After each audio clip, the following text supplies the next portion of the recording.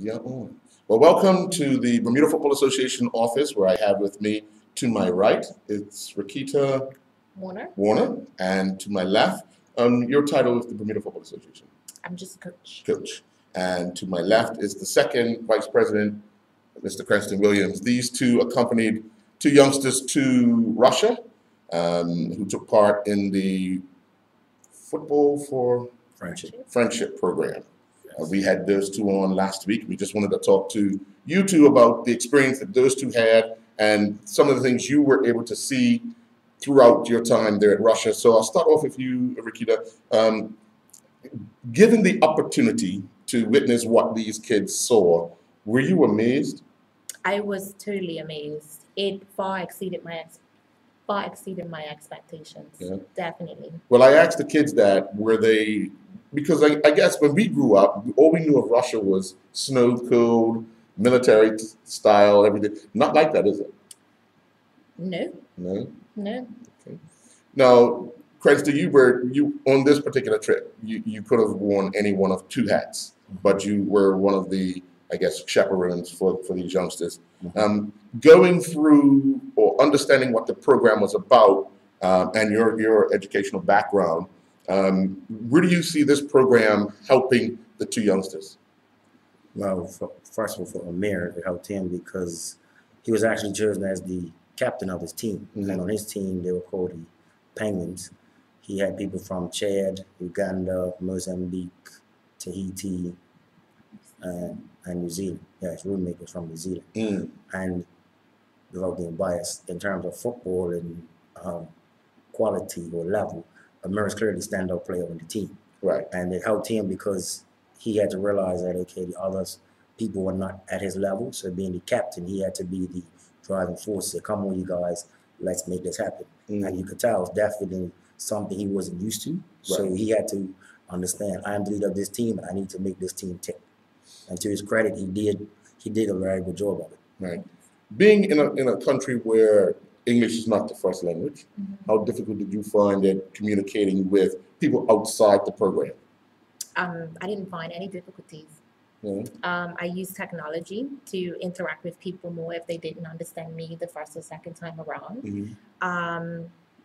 You're talking about people outside of the program, correct? Right. I probably had one experience where a lady was uncomfortable with listening to my telephone to translate English to Russian. But I would say 99% of the time, the people were very humble and they helped me when it was needed. Right. What were some of the things you were doing whilst they were doing their activities? I got an opportunity to visit the Red Square. Beautiful. Caught the subway. Very, very easy. Very, very clean. It wowed me. Right. It wowed me. Being in football, Cranston, there's always those things going on, but it's also you're in a place where all we hear outside is negative stuff. How do you see football helping the situations? Actually, football brought everybody together because it was a common goal, and you had all the countries in the world that were there. And you imagine you have some countries that are at war, but they were at peace at being there together. And being that the children, they just put in random groups. You didn't see any hostility. Everybody got along. And it truly, to me, exemplified what I say, football friendship. Because you didn't see, I must say, the passion, however, in the tournament started, you did see that part. The passion was very, very evident. Right. Like one particular team, I remember the semifinals, there was a gentleman from Brazil and one from Argentina. And you could see the passion was like, okay, Brazil and Argentina, normally they go head to head. They were both like, I'm not about to lose this game. But, you know, overall, I would definitely say, yeah, it exemplified sportsmanship and friendship. Well, that's good, because when you see youngsters enjoying themselves, it's very difficult to understand why adults fight, because using football as a sense, these kids didn't know each other. They got into a program and became best of friends in a matter of minutes, hours, and days. Looking back at it, what would be some of the things you would like to do differently if you got the opportunity to do it again? For me, well, I said to them, the only thing I asked was that in terms of location with these children and the chaperones, and also for us, we weren't the actual parents, but you had some of the children had their parents with them.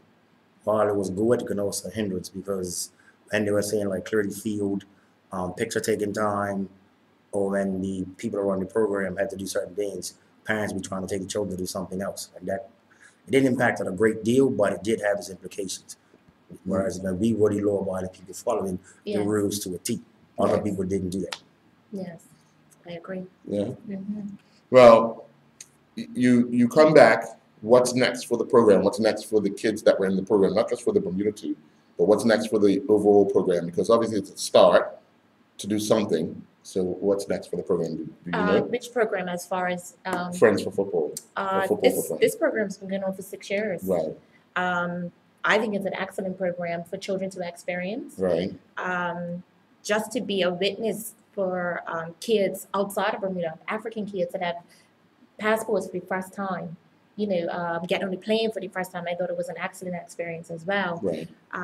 So I hope that Bermuda continues to send kids to be impacted by this program and its 9 values. Right. What are do you remember the 9 values? I don't remember what. I remember some. Okay. So it is health, No,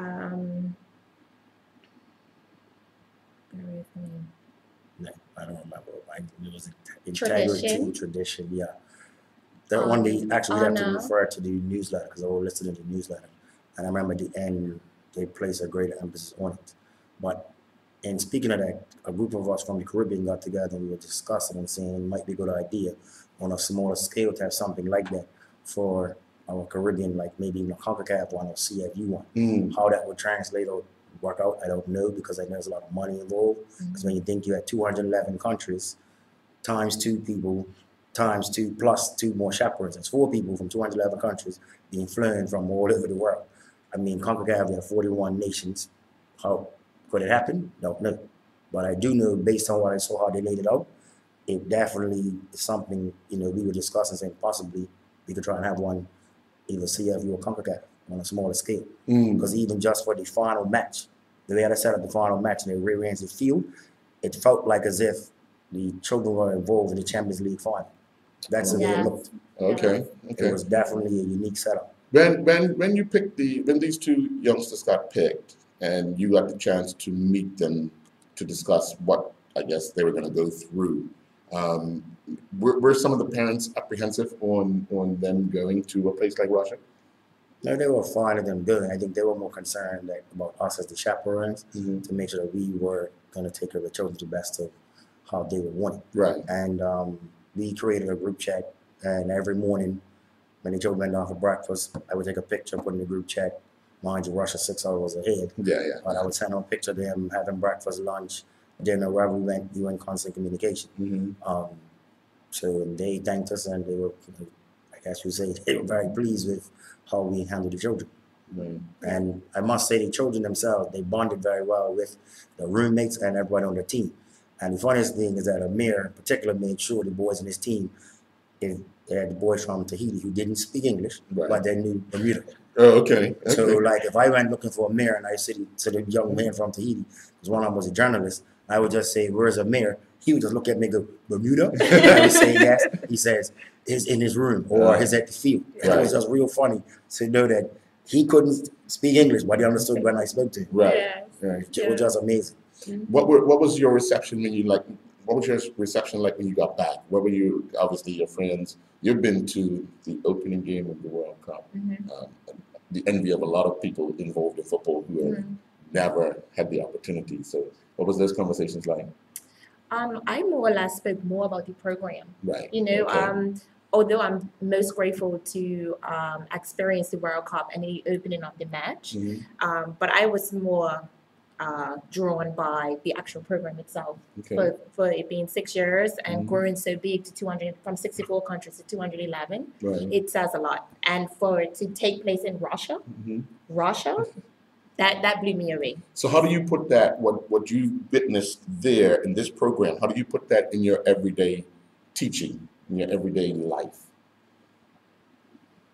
How do I put that in my everyday Yeah. life? How does that help you in regards to how, because like I said, everything about us growing up, we know Russia as this hardcore Country. place. Yeah. But you get there and it's nothing of what. No, I didn't experience any of that. Right. And so how does that in your mind change your perception of life in general? Because we have to see things in order to, you know what I mean? Yes, in life in general, I'm grateful that I experienced it because I left her with a little bit of fear. And I say what I took from that is don't have perceived thoughts when you enter into someone else's country. Every country has its negatives, its pros and its cons. So minute I touched on, I felt a vibe that, you know, it was nothing like what everybody perceives it to be. Yes. So I said, I'm not gonna carry perception or someone else's experience with my own. Right. Okay. Okay. What about you, Mr. Williams? For me, Russia was completely different from what you see on TV. And as someone who history was one of my first degrees, and you always learned about the Iron Curtain and Russia's this big dark place, it is completely false. Russia is probably one of the most developed countries I've ever set foot in. The architecture alone completely blew me away. When I say blew me away completely, on a construction site, we're here in Bermuda, you might have 1 and 2 of the cranes. On the construction site, you see 10, 11 of them hanging around. You see the trucks right there. A crane, you see a truck. Just even we went to this place they call the market, and just the type of wood that they used to build it and how it was crisscrossed and how they did it, they completely mind-blowing. I would say encourage anyone, if you ever had a chance to go visit Russia, take full advantage. Now, I was a little skeptical because you see on the news about the racism and whatever, but I didn't experience any of it where I went. So it was just mind-blowing for me. It really, really was. And like I said, even just the hotel, we stayed in hotels, 3 different hotels. You had right up besides the 28th floor, I think, and had up to 50 rooms on each floor. You go to the States, you don't see that. Even the top of the, I don't know what they're called, the castles, look like it was solid gold on top of them. We went the day of the World Cup opening match, we had 49 buses in a convoy traveling, where we're just going through. You see police officers standing on the side with the little lights just flashing you don't have to stop. I have never experienced that in anywhere in the world. Anywhere. Well, I do want to thank you for your time.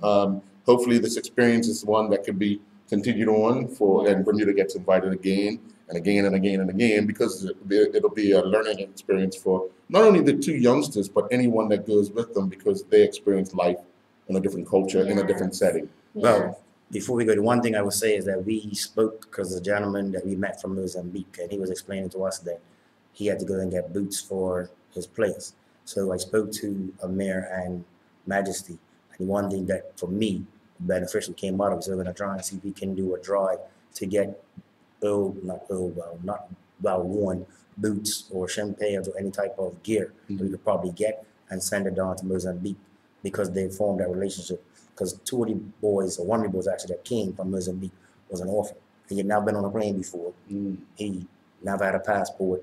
The chaperone told me he got his passport like 5 days before they had to travel, and even just eating, you could see he was eating, but it was like he didn't know when to next time to eat that amount of food. So it was like to be able to show the children and say, do you see how blessed and fortunate you are being able to live in Bermuda compared to those who don't have that? So that was one of the big takeaways for me. I think the children realized, you know what, I am very fortunate. Because, you know, Bermuda, we just take it for granted that you get born, you're Bermuda, you have a Bermuda passport, you can go to Canada, US, wherever, UK, you don't need a visa, anything. But for a lot of the people that were there, they had to go through a lot of hurdles to get out there. Even some of the chaperones. Whereas we just left her and went straight to the UK and got to Russia. Some people had to leave from a Caribbean country, go to another Caribbean country, go to Spain, then go over to Russia. So they're traveling for like almost 2 days. Why? Because you don't have a visa to go to the States or Canada, whereas because of our passport, we're fortunate like that. Well, again, thank you very much for your time. Appreciate you. And well, I want to say job well done with the 2 kids going to Russia, and look forward to more bigger and better things coming out of the association, especially with our youngsters. Thank you very much. Thank you.